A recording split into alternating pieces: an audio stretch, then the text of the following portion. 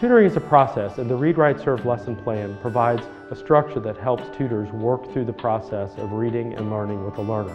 It's a way of organizing your tutoring time to meet the child at his or her point of need.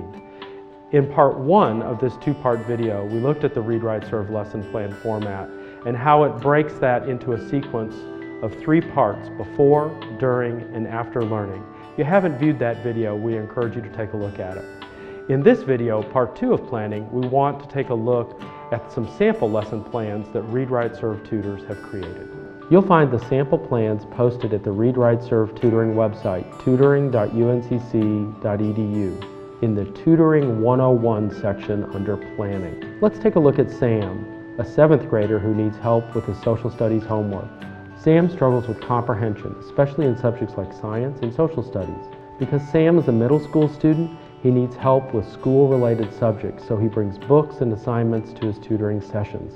For this session, Sam has brought a social studies textbook and a worksheet that was assigned for homework by his teacher. Let's look at the lesson plan the tutor developed.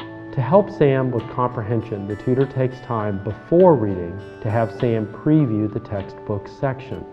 They look at the chapter and headings and subheadings, as well as photos, charts, and graphs. The tutor asks questions like, "What do you know about this topic?" For all students, but especially those who struggle with comprehension, it's important to tap into their prior knowledge about a topic.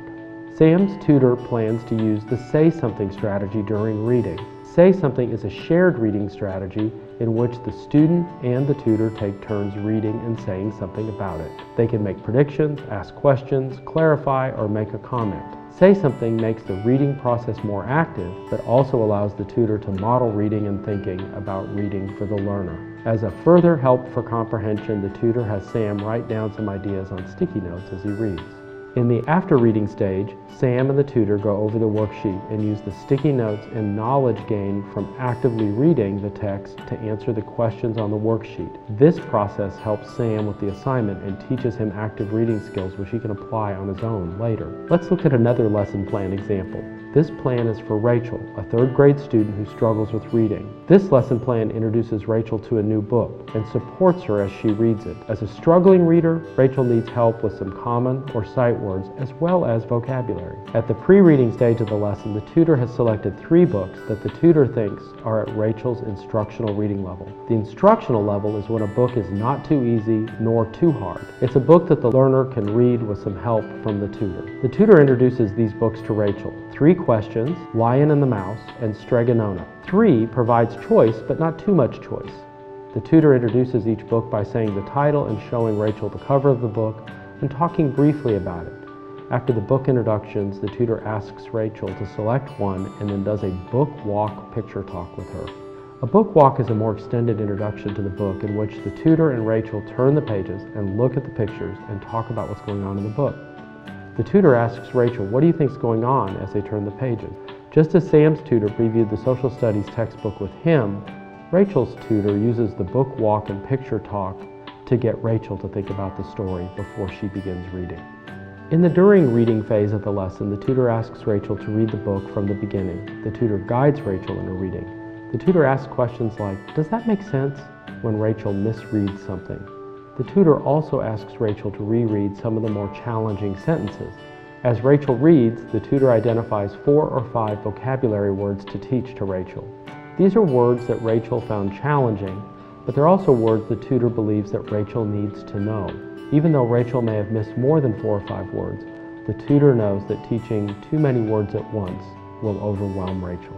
After finishing reading for the tutoring session, the tutor asks Rachel to talk about the book. This helps Rachel make sense of what she read. The tutor also takes out sight word flashcards and gives Rachel some practice reviewing those.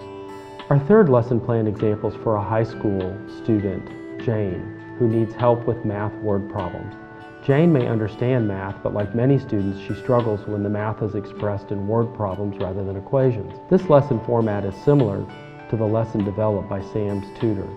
It begins by previewing the assignment and talking to Jane about what she knows about the topic and how she'd try to solve the problems. This is a good time to identify important words that signal math operations, for example, words like product or sum. In the during lesson phase, the tutor uses the think, pair, share strategy Think, Pair, Share allows the learner to think on her own about how to solve a problem and then share that with another student or with her tutor. If working in a group, ideas can be shared and discussed among the students and the tutor. Because the tutor wants Jane to internalize math problem solving, the tutor asks Jane to do a quick write at the end of the lesson about how she solved the problems.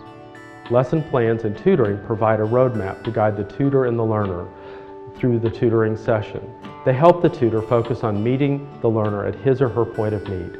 As with any plan, the tutor may need to add or change the plan during the lesson, but experienced tutors understand that taking a few minutes before or in the early stages of the lesson makes for more effective tutoring sessions.